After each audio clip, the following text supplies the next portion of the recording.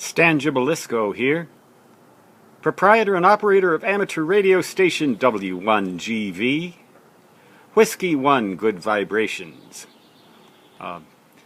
Some people have inquired as to what advice I might have to give in regards to being prepared for an electromagnetic pulse event such as might occur because of a hydrogen bomb burst at a high altitude, or perhaps more likely a coronal mass ejection from the sun.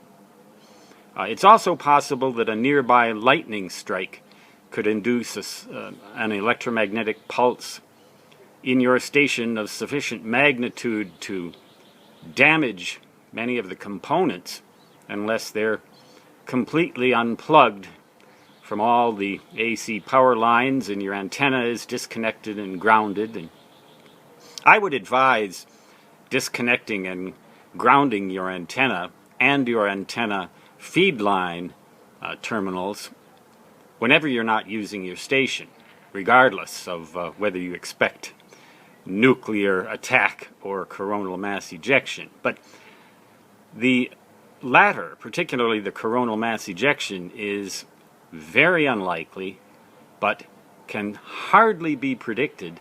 When you do get some warning, you better take heed. My basic philosophy is evolving towards the availability of an auxiliary station that is normally dismantled completely. In fact, right now I have such a station sitting in my garage, a Yaesu FT857 Delta that I used to use in my truck Big Number 8 when I had the Mobile CW escapade outlined in my playlist, Wandering the West. No longer do I have those kinds of funds nor the desire to wander or travel very much because of physical limitations and financial limitations. However, that station still sits there, and the marine battery, well, it's just about reached the end of its useful life, but it's still sitting there. I would like to get a solar-powered backup.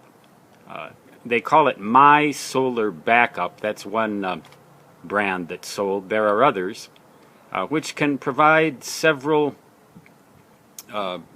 ampere hours of operation, completely independent of the utility mains and completely independent of batteries that could run out of juice or gasoline or propane or natural gas powered generators that might not function in the event of a serious catastrophe. A completely autonomous solar powered station, dismantled so that all of the components are not likely to be affected. None of the components are likely to be affected by the electromagnetic pulse. If you really want to get extreme, you could put the whole thing in a steel file cabinet to shield it and have it just sitting there dismantled, ready to go, and when and if the unthinkable happens, you are able to get on the air with that station, completely autonomous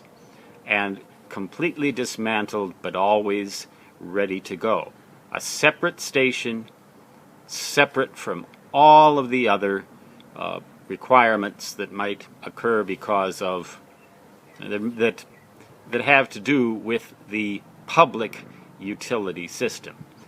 In the event of a coronal mass ejection or an attack by nuclear means to cause an electromagnetic pulse over a widespread area, the power grid would likely go down for a long time, weeks or months, and the internet would be absolutely useless. It too would go down for weeks or months.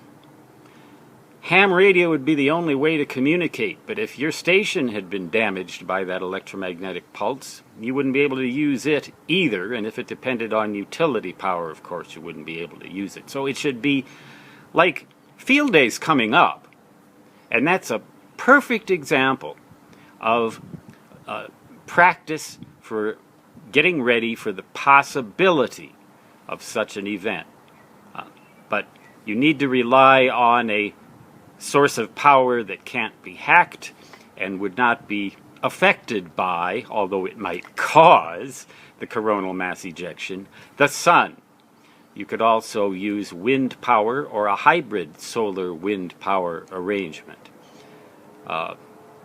It depends, but the point being that your station should be able to operate when everything else goes down, everything, and when an electromagnetic pulse would damage most normal ham radio stations. You need to have one, or I am evolving towards the notion that I would like to have one, completely dismantled in a shielded enclosure, awaiting the day, which we hope never comes, when it's necessary to have it in order to communicate in any way.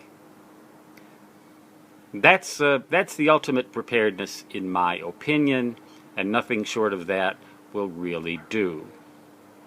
Stan Gibilisco signing off, saying 73, which means best regards. And so long, which, whether emergency power or otherwise, to me always translates to di-di-di-da-di-da.